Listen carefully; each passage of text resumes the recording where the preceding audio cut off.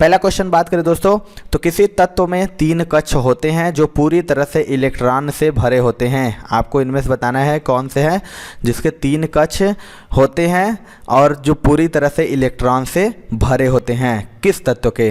तो इसका right answer हो जाएगा दोस्तों ऑप्शन नंबर ए यानी ऑर्गन। बात करें तो ऑर्गन एक अक्रिय गैस है जिसका परमाणु क्रमांक 18 होता है। इसके तत्व के तीनों कक्ष पूर्ण होते हैं।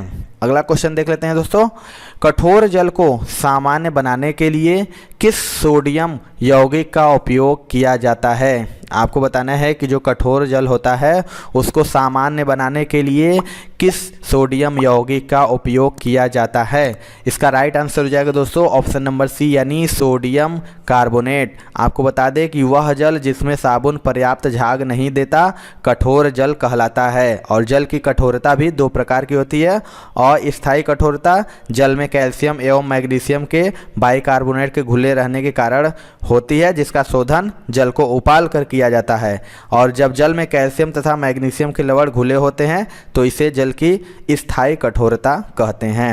अगला क्वेश्चन देख लेते हैं दोस्तों, हाइड्रोजन और हीलियम को किस आवर्त में रखा गया है। मोस्ट इंपॉर्टेंट क्वेश्चन है दोस्तों, आपको बताना है कि हाइड्रोजन और हीलियम को किस आवर्त में रखा गया है। तो इसका राइट आंसर हो जाएगा ऑप्शन नंबर सी यानी पहले आवर्त में। बता दें कि हाइड्रोजन और हीलियम को आवर्त सारणी के पहले आवर्त में रखा गया है और इन दोनों ही तत्वों में केवल एक कक्षक पाया जाता है, अतः इन्हें प्रथम आवर्त रखा गया है, क्योंकि आवर्त सारणी में आवर्त इनमें उपस्थित तत्वों के कक्षकों की संख्या को भी प्रदर्शित करते हैं। अगला क्वेश्चन देख लेते हैं दोस्तों, मेंडल का नियम बताता है कि तत्वों के गुण उनके खाली स्थान है के आवर्ती फलन होते हैं। आपको बताना है कि जो मेंडल का नियम है वो क्या है कि तत्वों के गुण उनके आवर्ती फलन होते हैं। तो इसका राइट आंसर हो जाएगा दोस्तों ऑप्शन नंबर ए यानी परमाणु द्रव्यमान। बता दें कि जो मेंडलीव के नियम के अनुसार तत्वों के गुण उनके परमाणु द्रव्यमानों के आवर्ती फलन होते हैं। अगला क्वेश्चन देख लेते हैं दोस्तों, प्रत्येक आवर्त के अंत में संयोजी सेल होता है। आपको बताना है कि प्रत्येक आवर्त के अंत में जो संयोजी सेल होता है वो क्या होता है। तो इसका राइट आंसर हो जाएगा दोस्तों ऑप्शन नंबर डी यानी पूर्ण रूप से भरा हुआ। आपको बता दें कि आधुनिक आवर्त सारणी में 7 आवर्त 18 समूह होते हैं और आवर्त जो कि क्षैतिज पंक्तियों में तत्वों की स्थिति व्यक्त करते हैं, जबकि समूह ऊर्ध्वाधर स्तंभों में तत्वों की स्थिति व्यक्त करते हैं। तो आधुनिक आवर्त सारणी के किस समूह में पूर्ण संयोजी कोष और रासायनिक रूप से निष्क्रिय तत्व होते हैं। आपको बताना है कि वह आवर्त सारणी कौन सी है जिसमें पूर्ण संयोजी कोष और रासायनिक रूप से निष्क्रिय तत्व होते हैं। तो इसका राइट आंसर हो जाएगा ऑप्शन नंबर बी यानी 18। बता दें कि आधुनिक आवर्त सारणी के समूह 18 के तत्व जिन्हें उत्कृष्ट गैसें कहते हैं, यानी नोबल गैस में संयोजी कोष पूर्ण होता है। अगर बात करें समूह 18 में तो हीलियम, ऑर्गन, क्रिप्टॉन आदि गैसें पाई जाती है। अगला क्वेश्चन देख लेते हैं दोस्तों, बॉक्साइट किस धातु का अयस्क है। मोस्ट इंपॉर्टेंट क्वेश्चन है दोस्तों, मैक्सिमम बार ये एग्जाम में रिपीट हुआ है, वेरी वेरी इंपॉर्टेंट। आपको बताना है कि जो बॉक्साइट किस धातु का अयस्क है। राइट आंसर हो जाएगा दोस्तों ऑप्शन नंबर ए यानी एल्यूमिनियम। बात करें एल्यूमिनियम धातु का जो अयस्क बॉक्साइट है वो जस्ता का अयस्क जिंक ब्लेड, टीन का अयस्क कैसिटेराइड होता है। अगर हम बात करें बॉक्साइट के प्रमुख उत्पादक राज्य की दोस्तों तो ओडिशा, गुजरात और झारखंड है। चलिए दोस्तों अगला क्वेश्चन देख लेते हैं, बेयर की विधि में बॉक्साइट अयस्क का पाचन किस में होता है। आपको बताना है कि जो बेयर की विधि के अनुसार बॉक्साइट अयस्क का पाचन किस में होता है। इसका राइट आंसर हो जाएगा ऑप्शन नंबर बी यानी NaOH। बता दे तो बेयर की विधि में बॉक्साइट अयस्क का जो शुद्धिकरण होता है यानी पाचन होता है वो सोडियम हाइड्रोक्साइड यानी NaOH के विलयन में 175 डिग्री सेंटीग्रेड के तापमान पर होता है। अगला क्वेश्चन देख लेते हैं दोस्तों। निम्नलिखित में आयरन पर जंग लगने से कौन से कारण हैं, आपको बताना है। ये भी मोस्ट इंपॉर्टेंट क्वेश्चन है, मैक्सिमम बार रिपीट हुआ है दोस्तों ये क्वेश्चन। आपको बताना है कि आयरन पर जंग लगने के कौन से कारण हैं। राइट आंसर हो जाएगा दोस्तों ऑप्शन नंबर डी यानी ए और बी, यानी ऑक्सीडेशन और ऑक्सीजन के साथ रासायनिक क्रिया। यानी आयरन पर जंग लगने का जो कारण है वो ऑक्सीजन व रासायनिक क्रिया है, और जंग लगने पर लोहे का भार अधिक हो जाता है और लोहे पर जंग लगना रासायनिक क्रिया कहलाती है। अगला क्वेश्चन देख लेते हैं दोस्तों। जब एक लोहे की कील में जंग लग जाती है तो लौह अयस्क का निर्माण होता है। आपको इनमें से बताना है इसका राइट आंसर क्या होगा। यानी जब लोहे की कील में जंग लग जाती है तो लौह ऑक्साइड का निर्माण होता है। तो इसका राइट आंसर हो जाएगा ऑप्शन नंबर डी यानी भार में बढ़ोतरी के साथ। यानी जब लोहे को वायु एवं जल के संपर्क में रखा जाता है तो लोहे में जंग लग जाती है, और लोहे की जंग वस्तुतः हाइड्रेटेड फेरिक ऑक्साइड होती है एवं इसका भार लोहे के मूल भार से अधिक होता है। अगला क्वेश्चन देख लेते हैं दोस्तों। जंग का उदाहरण है, जंग यानी लोहे में जो लग जाता है, पूछ रहा है कि जंग का उदाहरण क्या है। इसका राइट आंसर हो जाएगा ऑप्शन नंबर ए यानी यौगिक का। यानी जंग जो है यौगिक का उदाहरण है। यह लोहे पर ऑक्सीकरण की रासायनिक प्रक्रिया के कारण होता है। चलिए दोस्तों अगला क्वेश्चन देख लेते हैं। निम्न में से कौन सा अलौह धातु है, मोस्ट इंपॉर्टेंट है। आपको बताना है कि इनमें से कौन सा अलौह धातु है। तो इसका राइट आंसर हो जाएगा दोस्तों ऑप्शन नंबर सी यानी एल्यूमिनियम। बता दें कि आयरन हो गया, निकेल हो गया, कोबाल्ट हो गया, एक ही वर्ग की धातुएं हैं, और फास्फोरस वस्तुतः एक अधातु है, अतः एल्युमिनियम जो कि एक अलौह धातु है। अगला क्वेश्चन देख लेते हैं दोस्तों। धातुएं निम्नलिखित प्रक्रिया द्वारा गर्म होते हैं। आपको बताना है कि जो धातुएं होती हैं वो किस प्रक्रिया द्वारा गर्म होती हैं। तो इसका राइट आंसर हो जाएगा दोस्तों ऑप्शन नंबर ए यानी चालन। यानी धातुएं चालन यानी कंडक्शन प्रक्रिया द्वारा गर्म होती है, क्योंकि उष्मा का यह संचरण पदार्थ के अणुओं के द्वारा होता है, और संवहन में उष्मा का संचरण पदार्थ के कणों के स्थानांतरण के द्वारा होता है। अगला क्वेश्चन देख लेते हैं दोस्तों। वात्या भट्टी में किससे आयरन ऑक्साइड उपचयित होता है।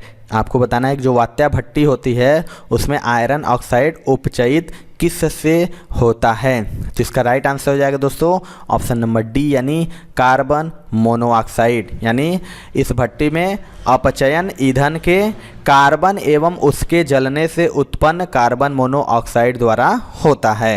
अगला क्वेश्चन देख लेते हैं दोस्तों। वात्या भट्टी में उत्पादित लोहा क्या है। आपको बताना है कि वात्या भट्टी में जो उत्पादित लोहा होता है वो कौन सा लोहा होता है। तो इसका राइट आंसर हो जाएगा दोस्तों ऑप्शन नंबर ए यानी कच्चा लोहा। आपको बता दें कि वात्या भट्टी से जो उत्पादित लोहा होता है वो कच्चा लोहा यानी पिग आयरन होता है, और इसके बाद सभी प्रकार के लोहे बनाए जाते हैं। अगला क्वेश्चन देख लेते हैं दोस्तों। कोरंडम का प्रयोग निम्नलिखित रूप में किया जाता है। आपको बताना है जो कोरंडम होता है उसका प्रयोग किस रूप में किया जाता है। तो इसका राइट आंसर हो जाएगा दोस्तों ऑप्शन नंबर डी यानी इनमें से कोई नहीं। आपको बता दें जो कोरंडम होता है वो एल्युमिनियम का अयस्क होता है, इसका प्रयोग एल्यूमिनियम धातु के निष्कर्षण में किया जाता है। अगला क्वेश्चन देख लेते हैं दोस्तों। पीतल एक मिश्र धातु है जबकि वायु क्या है। आपको इनमें से बताना है कि पीतल अगर एक मिश्र धातु है तो वायु क्या है। तो इसका राइट आंसर हो जाएगा दोस्तों ऑप्शन नंबर बी यानी वायु जो कि मिश्रण है। पीतल जो कि तांबा तथा जस्ते की बनी होती है, और जबकि वायु विभिन्न गैसों का मिश्रण होता है दोस्तों। अगला क्वेश्चन देख लेते हैं दोस्तों। तांबा एवं जस्ता मिश्रण है। आपको बताना है इनमें से तांबा एवं जस्ता का जो मिश्रण होता है वो क्या कहलाता है। ये भी मोस्ट इंपॉर्टेंट है, वेरी मोस्ट रिपीटेड। मैक्सिमम बार ये क्वेश्चन रिपीट होता है दोस्तों कि तांबा तथा जस्ता मिश्रण है। तो राइट आंसर हो जाएगा दोस्तों ऑप्शन सी यानी पीतल का। आपको बता दें कि पीतल कॉपर तथा जिंक की मिश्र धातु शेष हैं, और जो तीनों विकल्प हैं दोस्तों ये तांबा तथा जस्ता मिलाकर पीतल बनाया जाता है। और पीतल की बात करें तो 70% तांबा एवं 30% जस्ता होता है। अगला क्वेश्चन देख लेते हैं दोस्तों, कांसा मिश्र धातु है। इनमें से बताना है कि जो कांसा है वो किसकी मिश्र धातु है। ये भी मोस्ट इंपॉर्टेंट क्वेश्चन है दोस्तों।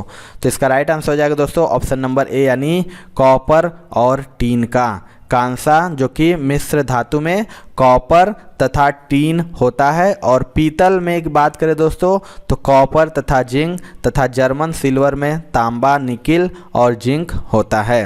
अगला क्वेश्चन देख लेते हैं दोस्तों, ब्रांज एक मिश्र धातु है, इसके घटक है। आपको बताना है कि जो ब्रांज है वो एक मिश्र धातु है और इसके घटक कौन से हैं। तो इसका राइट आंसर हो जाएगा दोस्तों ऑप्शन नंबर डी यानी CuSn, यानी कांसा यानी ब्रांज जो कि एक मिश्र धातु है, इसके प्रमुख घटक यानी कॉपर हैं जो कि 88% है तथा टीन जो कि 12% है। अगला क्वेश्चन देख लेते हैं दोस्तों, गन पाउडर निम्न में से किसका मिश्रण होता है। आपको बताना है कि जो गन पाउडर होता है वो इनमें से किसका मिश्रण होता है। तो इसका राइट आंसर हो जाएगा ऑप्शन नंबर बी यानी सल्फर, चारकोल और सोरा। बात करें गन पाउडर यानी बारूद की, जो एक मिश्रण है जिसे सल्फर, चारकोल एवं सोरा को विभिन्न अनुपातों में मिलाकर बनाते हैं। अगला क्वेश्चन देख लेते हैं, टांका किससे बनी मिश्र धातु है। Most important and most repeated ये भी क्वेश्चन है दोस्तों। आपको बताना है जो टांका होता है वो किससे बनी मिश्र धातु है। तो इसका राइट आंसर हो जाएगा ऑप्शन नंबर डी यानी सीसा और टीन की। टांका यानी शोल्डर, सीसा जो कि 68% होता है और टीन 32% से बनी मिश्र धातु होती है। अगला क्वेश्चन देख लेते हैं, शोल्डर किस धातु का मिश्रण है। अभी मैंने बताया आपको बताना है कि शोल्डर है वो किस धातु का मिश्रण है। तो इसका राइट आंसर हो जाएगा ऑप्शन नंबर ए यानी टीन और लेड का। शोल्डर जो कि टीन और लेड का मिश्र धातु होता है और यह इलेक्ट्रॉनिक यंत्रों के तारों को जोड़ने के काम में लाया जाता है, इसलिए इसको टांका भी कहते हैं। चलिए दोस्तों अगला क्वेश्चन देख लेते हैं, पीतल, कांसा, जर्मन सिल्वर में कौन सब में पाया जाता है। आपको इनमें से बताना है कि जो ये तीनों हैं पीतल, कांसा और जर्मन सिल्वर में कौन सब में पाया जाता है इनमें से। तो इसका राइट आंसर हो जाएगा दोस्तों ऑप्शन नंबर ए यानी तांबा यानी कॉपर। पीतल, कांसा तथा जर्मन सिल्वर में तांबा पाया जाता है।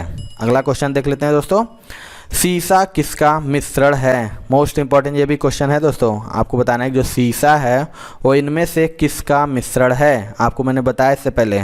तो इसका राइट आंसर हो जाएगा ऑप्शन नंबर डी यानी रेत और लवण का। सीसा यानी कांच धातुओं के सिलिकेटों, विरंजक पदार्थ, क्षारीय धातु के ऑक्साइड आदि के समांगी मिश्रण से बनाया जाता है। तो ये थी दोस्तों आज की वीडियो। आपको वीडियो कैसा लगा कमेंट सेक्शन में जरूर बताइएगा। वीडियो पसंद आया होगा दोस्तों तो एक लाइक जरूर करिएगा और चैनल पे हमारे नए हैं तो चैनल को जरूर सब्सक्राइब कर लीजिएगा, क्योंकि हम लगातार ग्रुप डी एग्जाम की तैयारी करा रहे हैं जिससे आपको आने वाले एग्जाम में बहुत ही मदद मिलेगी। तो मिलते हैं दोस्तों अपने अगले वीडियो में, तब तक के लिए जय हिंद, जय भारत।